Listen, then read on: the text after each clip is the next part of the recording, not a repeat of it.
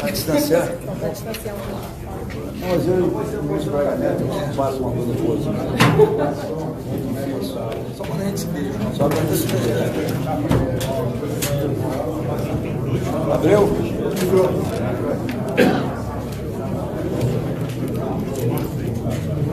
Esse cara aqui, ele é igual o Elton. Lembra do Elton? Trabalhou comigo. Tira foto. Lá no vemos. A gente vê uma foto dele. Vê com eles, mas eu acho que eu tô fora do enquadramento dele. Tô fora, não tô? Tô no enquadramento? Ó, eu vou fazer a abertura aqui, depois eu vou ali pra fora. E aí já pega o início e faz o início.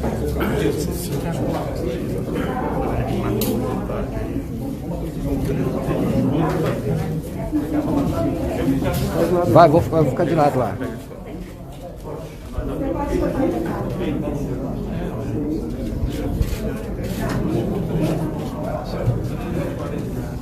Sabe, só um pouquinho pra lá, pra fazer a live, só em cima. Se quiser não, tá?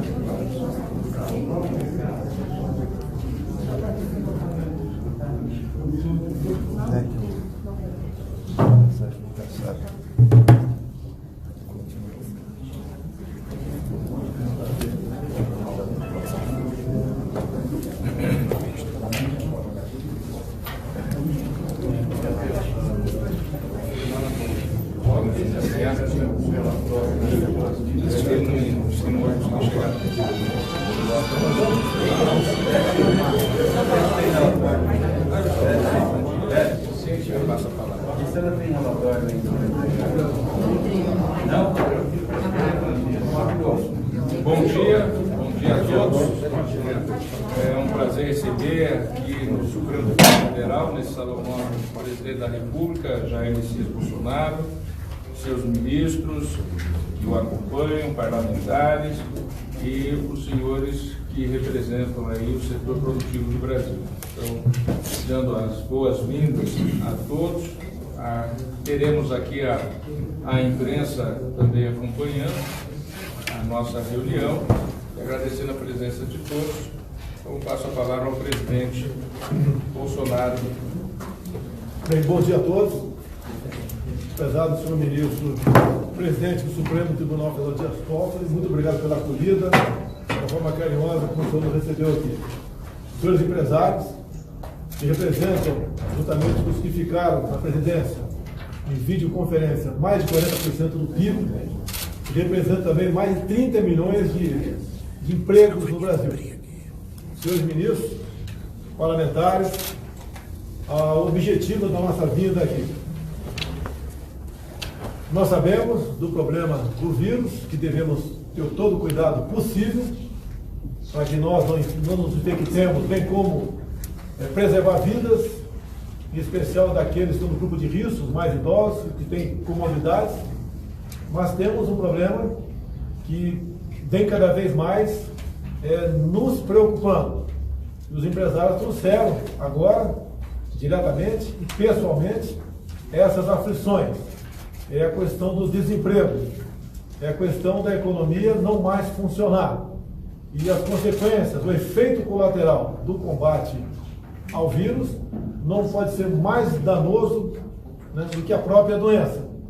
Então, esses que estão aqui hoje, e nós nos convidamos, devidamente acertados, o senhor presidente Dias Toffoli, eles querem que o Supremo Tribunal Federal também ouça deles.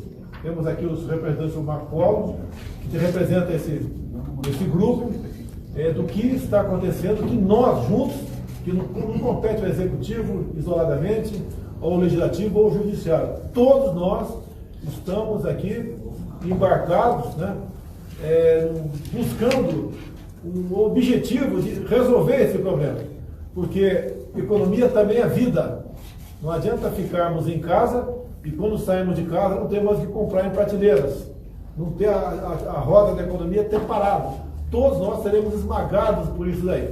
Assim sendo, o objetivo da nossa vida aqui, e eu abro a palavra ao senhor Marco Polo, representando esse grupo de empresários, para expor ao senhor ministro, presidente do Supremo Tribunal Federal, como é que está vivendo a atividade comercial no Brasil, bem como possíveis soluções, buscando sim, cada vez mais, nos unirmos para buscar solução para esse caso do vírus que obviamente atinge a todos nós. Obrigado.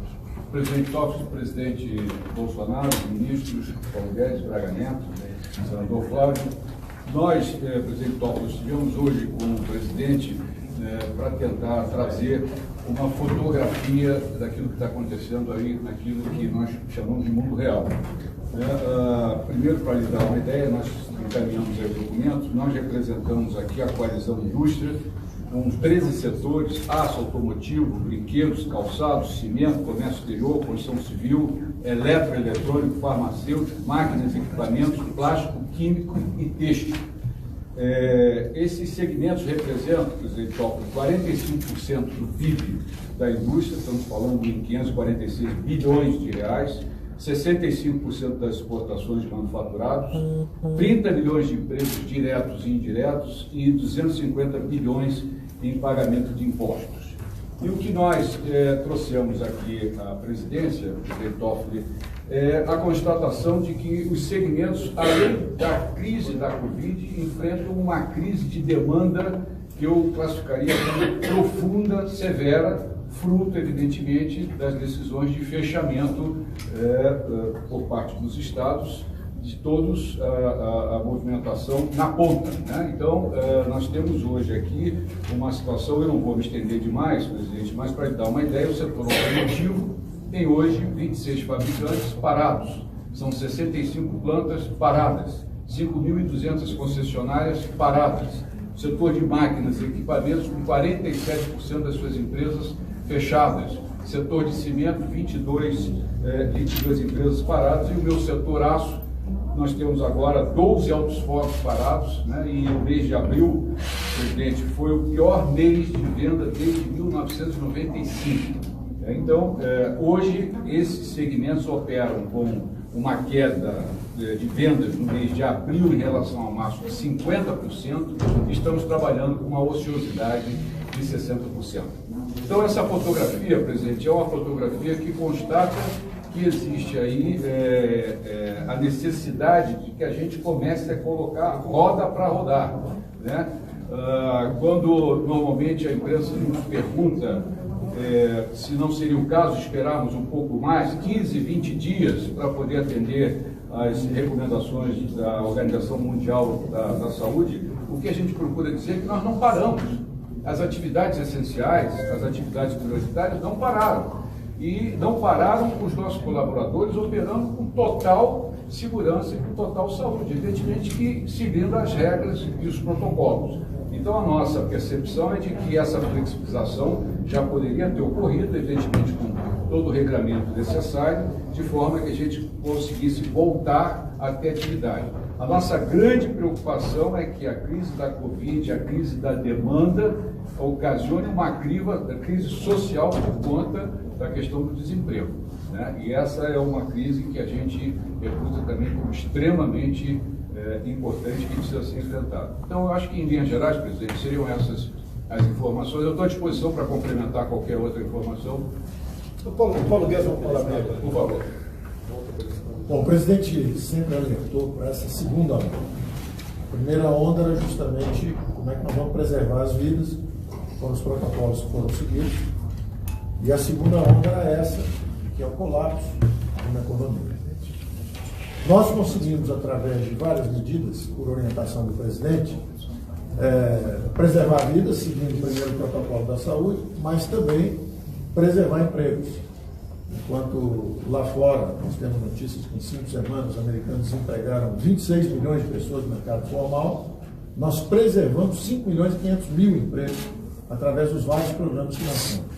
Lançamos também o programa de auxílio emergencial, que já passou de 60 milhões de pessoas atingidas, para justamente preservar os sinais vitais da economia brasileira. Como disse o Marco Polo, a economia ainda está pulsando e os sinais vitais estão preservados por causa dessas camadas de proteção que nós lançamos. Agora, qual é a duração desse efeito? Nós temos aí 2, 3 meses que podíamos estar protegendo a economia, protegendo a renda das pessoas, mas a informação que nós tivemos e que o presidente pediu, então, que os empresários viessem compartilhar com o Supremo, é exatamente que, embora nós tenhamos lançado aí 2, 3 meses de camadas de proteção, talvez os sinais vitais não consigam ser preservados tanto tempo. Talvez a indústria entre em colapso antes. Então, embora a gente tenha protegido e lançado todos os programas de crédito, isso, a verdade é que talvez não seja possível preservar os sinais vitais. E aí, em vez de nós sairmos como um urso que estava hibernando, que botou, na verdade, só atenuou o consumo de energia, preservando os sinais vitais, e quando sai da gruta, sai para caçar de novo, sai forte, talvez seja o caso de colapso total. Então, quando a indústria nos passou esse quadro, nós estamos sempre em contato com as indústrias, em contato com os serviços, sempre conversando com eles, e eles sempre disseram, olha, estamos conseguindo preservar os sinais vitais, agora o sinal que eles passaram é o seguinte, olha, está difícil, a economia está começando a colapsar. E aí nós não queremos o risco de virar uma Venezuela, não queremos o risco de virar sequer a Argentina, que entrou em desorganização, inflação subindo, todo aquele pesadelo de volta. Então o presidente, na verdade, ao ouvir o relato do mundo empresarial, disse, olha, vamos compartilhar isso com o Supremo, vamos compartilhar com o juízo, porque afinal de contas, o combate é de todos nós brasileiros, principalmente os poderes, os principais poderes. Nesse contexto também conversávamos exatamente sobre a necessidade, e é a opinião da economia com o presidente, nós vamos pedir que vete o aumento de salários até dezembro do ano que vem. Porque no momento em que milhões de brasileiros estão sofrendo ameaça de desemprego, a economia pode se desintegrar. A contribuição do funcionalismo que nós pedimos é simplesmente não pedir aumentos por 1 ano e meio. É uma contribuição. Então nós liberamos 60 bilhões direto na veia para estados e municípios. E além disso, se não houver aumento, esse ano e o ano que vem, são mais 130 bilhões. Então, os estados têm capacidade de proteger a população, têm capacidade de rodar a máquina, desde que isso não vire aumento de funcionalismo. Os salários de funcionalismo estão bastante acima, os senhores sabem disso, como empresários, dos salários praticados na indústria brasileira, no comércio. Eles têm estabilidade no emprego, no momento em que milhões de pessoas estão perdendo seus empregos. E o presidente sabe disso, e o presidente, então, nós tínhamos conversado sobre essa necessidade. Agora, há sempre manobras políticas, empurra para cá, empurra para lá. É o jogo normal da democracia. Não estou reclamando em nada do processo democrático. Estou apenas pedindo ao presidente que recorra a uma ferramenta que ele tem, que é de vetar esse aumento, caso ele venha, da Câmara e do Senado.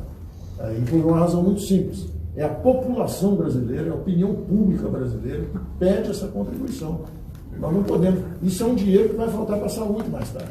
Se mais tarde quisermos estender, seja um auxílio emergencial, qualquer coisa, ou se quisermos salvar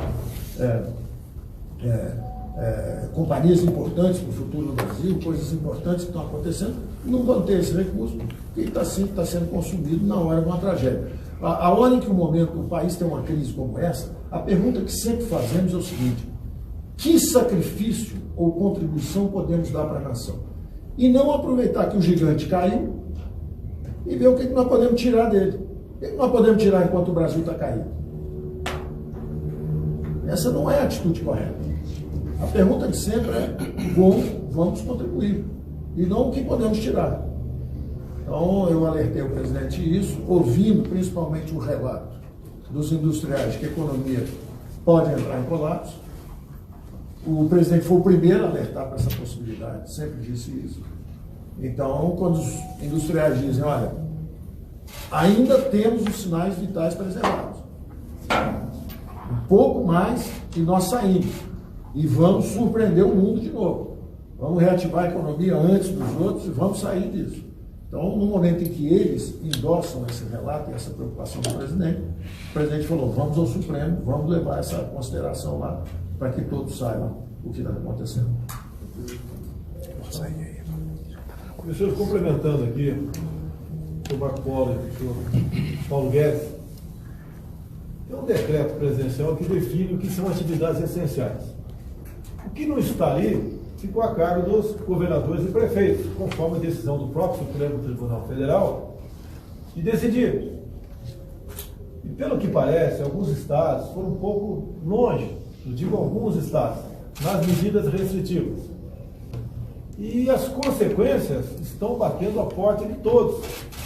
38 milhões de informais e autônomos ou perderam a renda ou tiveram essa renda substancialmente reduzida.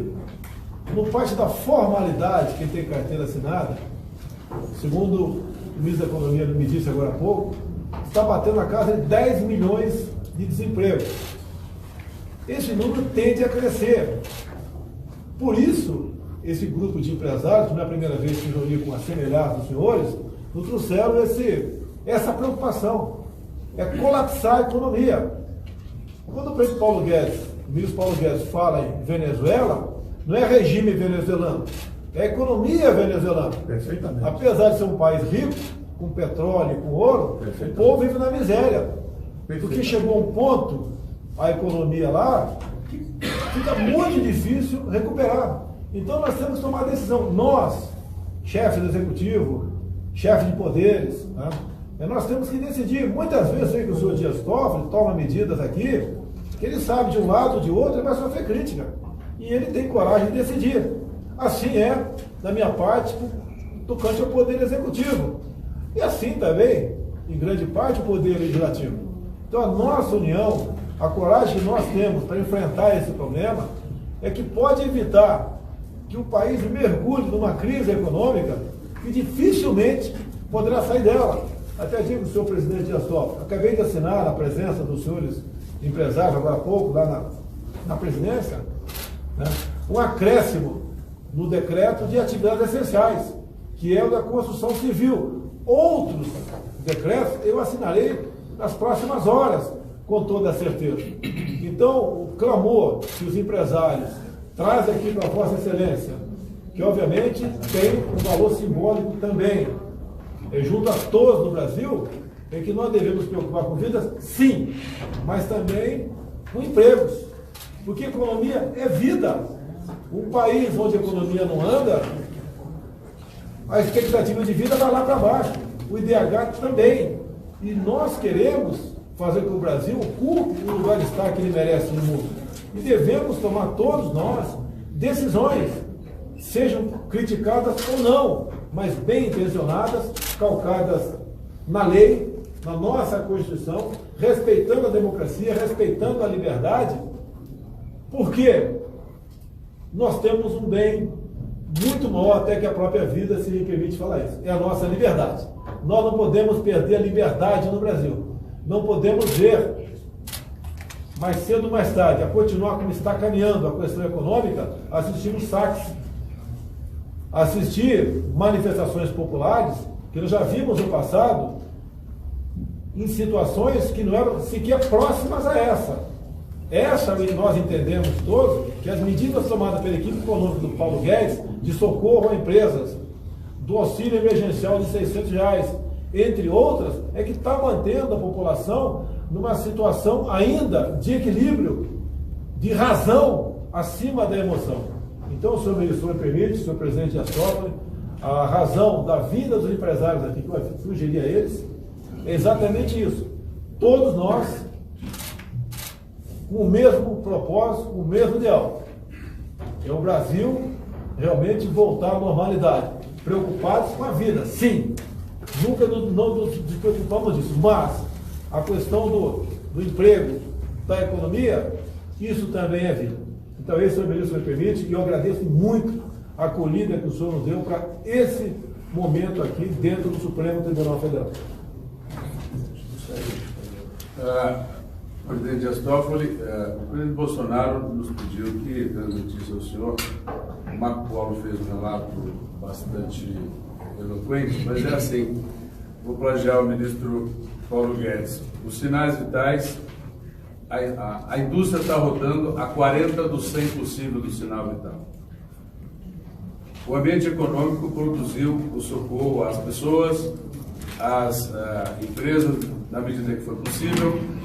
Agora, quando terminar o socorro às pessoas, as empresas vão estar fragilizadas e então os 30 milhões de empregos que o nosso grupo à volta da mesa e os que não estão aqui, a gente não sabe o que fazer, porque terminará o período onde o Estado está ajudando a socorrê-los e eles voltam para a nossa folha. Só que eu não tenho produção, não tenho venda e a coisa está rolando. E o principal subproduto disso é que Marco Polo relatou bastante ao presidente, e ele pediu que a gente compartilhasse com o senhor, e eu já concluo, é que vão sobrar empresas fragilizadas, porque não estava rodando a 40, o coração vai ficando fraco, e a gente não sabe se dá conta de voltar sem de novo na recuperação. E aí tem o mundo inteiro já está operacional, até... não quero mencionar nenhum aqui, mas até os asiáticos que não estiveram operacionais nas suas fábricas por algum tempo, não falta navio, não falta container e, acima de tudo, não faltará pedido.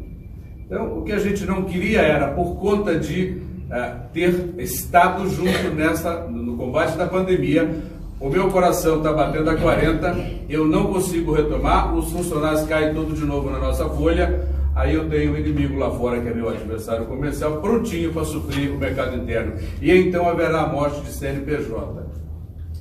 É isso, muito obrigado. Tem mais? Bom, eu agradeço... eu sou do setor de brinquedos, desculpa a ousadia. Eu agradeço ouvir essas impressões que são extremamente importantes. Eu gostaria de registrar, se nós formos olhar o dia 11 de março, que foi quando a OMS declarou a pandemia mundial, e a semana que vem completaremos 2 meses, o país ele conseguiu conduzir muito bem essa situação. Apesar daquilo que aparece na imprensa, uma coisa aqui, uma coisa ali, a verdade é que as instituições funcionaram, os ministérios funcionaram, o SUS funcionou, as medidas que o governo adotou e o Congresso Nacional aprovou, ou adequou, ou melhorou, ou de alguma forma também sancionou, foram medidas extremamente importantes para que o país não entrasse nessa situação de uma calamidade pública que viesse a uma desorganização estrutural da sociedade. Então, em primeiro lugar, nós temos que olhar o positivo. E esse positivo, eu penso que funcionou e está funcionando. O que os senhores trazem aqui, com devida razão, é a necessidade de nós termos um planejamento. Isso eu até já disse publicamente em algumas entrevistas, já conversei com o presidente, com vários dos seus ministros, que é exatamente um planejamento que seja organizado na retomada da volta da economia e do crescimento. E isso é fundamental. Então, essa coordenação, presidente, que eu penso que o Poder Executivo, o Presidente da República, junto com seus ministros, chamando os outros poderes, chamando os estados também, os representantes dos municípios, eu penso que é fundamental isso, talvez um comitê aí de crise envolvendo a federação, envolvendo os poderes, para exatamente, junto com o empresariado, junto com os trabalhadores, pensar essa necessidade que temos de traduzir em realidade esse anseio, que é o anseio de trabalhar, de produzir, manter empregos, manter uma sociedade estruturada em funcionamento. O Brasil é uma das sociedades mais complexas do mundo. O Brasil, ao longo da sua história, os brasileiros construíram um parque industrial que é raro no mundo. Raríssimo. São poucos, não chegam a 14 países que têm, não é isso, Paulo Guedes? O parque industrial que nós temos. Produzimos do brinquedo ao aço. Nós produzimos do parafuso ao foguete, ao avião. Então, nós temos um parque industrial que é um patrimônio da história da construção da sociedade brasileira. Esse parque industrial da sociedade brasileira, com um sistema financeiro que é sólido, com um sistema de proteção da rede social que é sólido também, com um sistema de saúde que é sólido, é um patrimônio que nós temos que defender, é um patrimônio que nós temos que realmente valorizar e nos orgulharmos desse patrimônio. Então, eu penso que é fundamental esse trabalho de exatamente ter esse diálogo e essa coordenação para que nós possamos pensar exatamente a retomada. Eu também penso que, se nós formos ver as ruas, as pessoas estão saindo das ruas, porque já está chegando uma situação que as pessoas já querem sair. Então, tem que ter essa saída de uma maneira coordenada. Eu penso que é isso. E aí é fundamental uma coordenação com os estados e municípios. Nós temos uma Constituição que garante competências específicas para os entes da federação, né? E foi isso que o Supremo tem decidido, mas sempre respeitando as competências da União, as competências nacionais de orientação quanto às atividades essenciais, quanto às atividades de transporte, quanto às atividades de produção. Então, eu penso que essa coordenação, presidente, é fundamental para esse tipo de planejamento, para esse momento tão difícil que o mundo todo passa, que o Brasil passa, que já passou 2 meses, parece pouco tempo, mas já são 2 meses que nós estamos e realmente temos que pensar esse momento. Presidente, quebrando o protocolo de parlamentação depois da sua fala, eu só acrescentaria um pequeno detalhe, presidente Toffoli, que é o sentido de urgência. Eu diria que a configuração, se a gente puder fazer uma configuração, é que a indústria está na UTI, né? E ela precisa sair da UTI, porque se não sair da UTI, as consequências serão gravíssimas, né? Nós temos protocolos de segurança e de saúde desenvolvido com o Ministério da Economia prontos, né? Os instrumentos todos para que haja flexibilização estão prontos. Então, era só deixar essa colocação final com o senhor de urgência da necessidade de sair da UTI e os instrumentos nós temos. E, de novo, eu reafirmo, todos os segmentos que operaram com segurança. Siderurgia operou, todos os setores. Aqueles que pararam por falta de demanda, em função das determinações regionais que foram tomadas. Era isso, comércio. Obrigado, presidente. Obrigado, excelente. Os empresários aqui, os nossos empresários, temos 8 aqui, mas querem mostrar para mim? A economia não pode parar, porque a economia também é vida. Recebi mais uma vez um grupo de empresários aqui na Presidência da República. Esse grupo é responsável por 45% do PIB nacional e responsável por 30 milhões de empregos. A indústria, a atividade comercial está na UTI. Não há mais espaço para postergar. O sentimento deles, ou melhor, o posicionamento deles é que a abertura gradual e responsável tem que começar o mais rápido possível. Caso contrário, podemos atingir situação de países que nós já conhecemos, que fica impossível a gente voltar a ser o que nós éramos em janeiro do corrente ano. Então, com esse objetivo, apelando à sensibilidade de todos, que a responsabilidade é de todos, é do Executivo, Legislativo, Judiciário, governadores, prefeitos, empresários, e buscar solução para isso.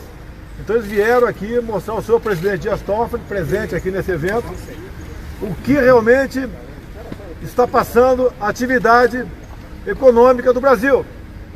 Aquela história, então, de que a economia deixa para lá, primeiro vida, não é verdade. Sempre disse que as duas atividades tinham que ser tratadas com responsabilidade. Então ninguém melhor do que o senhor Marcos Polo, aqui no momento, representando esses empresários, que fale um pouco com vocês, e depois o Paulo Guedes, para que todo o povo brasileiro entenda, né? Se bem que grande parte já está entendendo o que está acontecendo e para onde nós não queremos ir.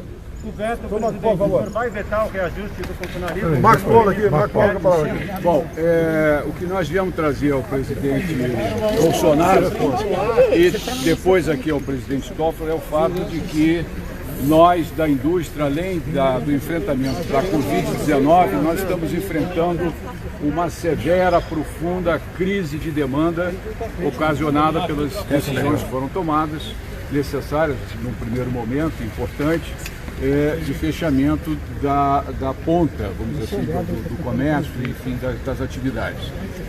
Trouxemos uma fotografia que mostra que no mês de abril nós tivemos uma queda de vendas de 50% em relação ao mês de março e a indústria, de uma maneira geral, está operando com 60% de ociosidade. Para não me alongar demais, apenas 3 setores aqui: automotivo, com 26 fábricas paradas, são 65 plantas paradas, 5.200 concessionários distribuídos ao longo do país fechados, setor de máquinas e equipamentos com 47 empresas fechadas, cimento com 22 fábricas, o meu setor especificamente siderurgia, com 12 altos fornos paralisados, aciarias, laminação, e tendo no mês de abril o pior mês de venda desde 1995. Então, se eu pudesse resumir e fazer uma caracterização, a indústria está na UTI. Né? Na UTI precisa sair, e para sair precisa que ocorram as flexibilizações de maneira que a roda volte a rodar. Toda vez que individualmente eu sou perguntado, bom, mas a siderurgia, a indústria não poderia esperar mais 15 dias para atender o que seria o regramento da Organização Mundial da Saúde, eu informo que a siderurgia não parou, como várias outras atividades não pararam no país, atividades prioritárias, essenciais, e não pararam com total segurança dos colaboradores, através de protocolos rígidos de segurança e de saúde. Então, a nossa percepção é que esses protocolos que o Ministério da Economia já tem pronto, porque compilou, consultou todos os segmentos, esses protocolos podem ser utilizados em outras atividades, de maneira que a gente consiga o quanto antes a flexibilização. Eu acho que era isso. Obrigado. Desde o início da crise, o presidente nos alertou para salvar vidas e proteger os empregos, preservar os empregos. Nós lançamos a camada de proteção para os informais, para os mais frágeis, para os mais idosos. E essa camada de proteção, temos aí 3, 4 meses que a população brasileira tem meios de subsistência. Só que a informação que os empresários nos trazem, e nós mantemos contato com eles regulares, é de que, embora preservados os sinais de vida da indústria brasileira e do comércio brasileiro, estamos indo para a UTI, do ponto de vista de organização e engrenagem produtiva, engrenagem econômica. Então, na hora que eles nos comunicaram isso, o presidente imediatamente disse, olha, esse é um trabalho que nós temos que fazer juntos, vamos compartilhar essa informação com o Supremo, para que todos vejam que, embora nós tenhamos preservado os mais frágeis e os sinais de vida, de funcionamento da economia brasileira, como disse o Marco Polo, as aciarias ainda estão funcionando, está tudo funcionando, a 40% de capacidade. Não faltou comida para os brasileiros, não faltaram os recursos de apoio dos programas que nós lançamos, está tudo ainda organizado. Só que eles estão dizendo o seguinte, há perigo de começar a desorganização. Então, embora nós estejamos protegidos, a população e todos tenham os recursos, o que adianta se daqui a 30 dias apaga a luz, desliga a comida, para a produção nacional?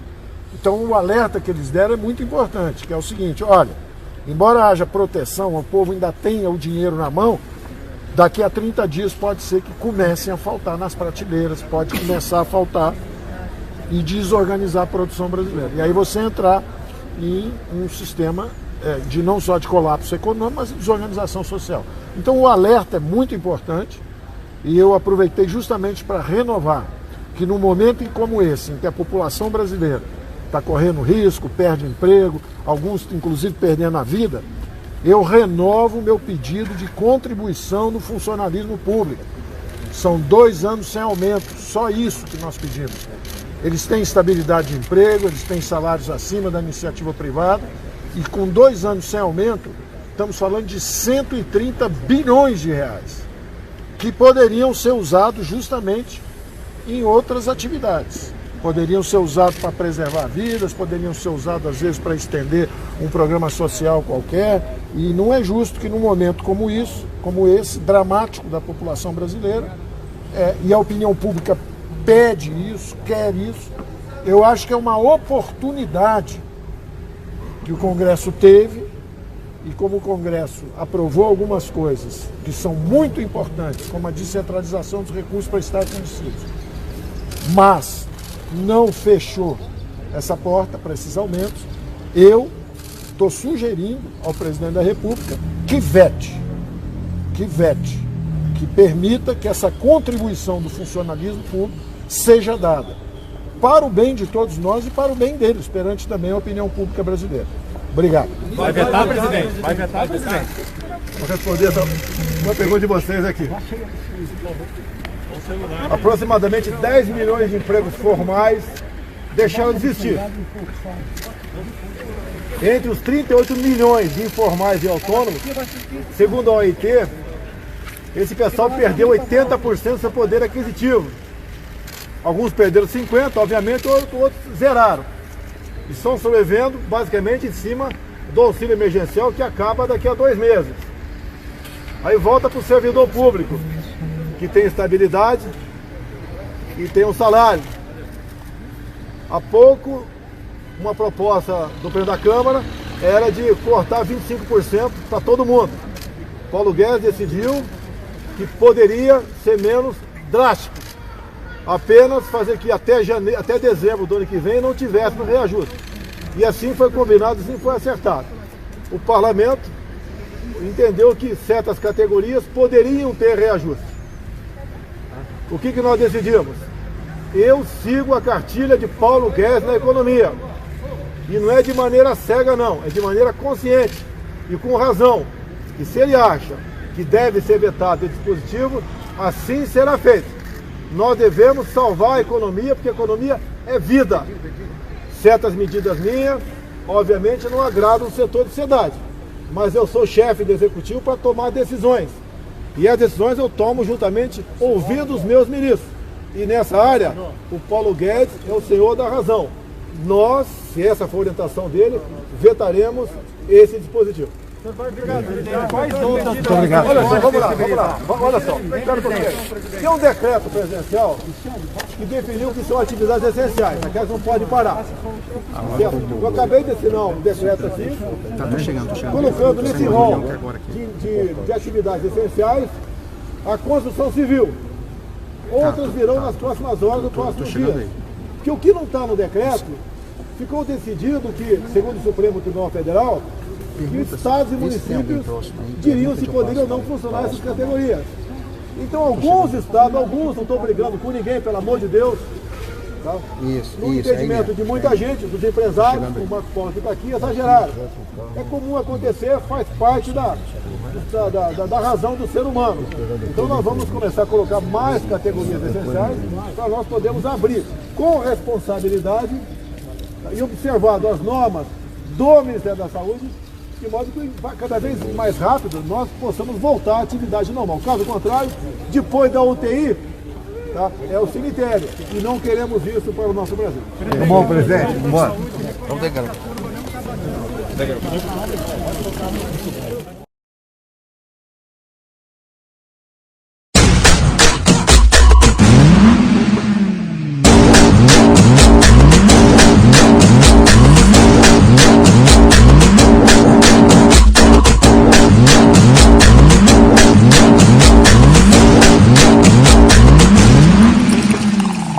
Ela só anda de Ferrari, coisa igual nunca se viu. A bolsa dela da Chanel vale mais de 20 mil. Ela é celebridade, tem jatinho, tem iate. E nos finais de semana, curte um funk na boate. O perfume dela é índio, mano, ela só porta grife. E as amiguinhas dela é só gata de elite. Camarote, área VIP, ela fica à vontade. Manda descer a champanhe e faz festa de verdade. Ela ela é celebridade. Tem jatinho, tem iate e desfila de Ferrari. Ela é celebridade. Ela adora uma night, ela só vive na vibe e desfila de Ferrari.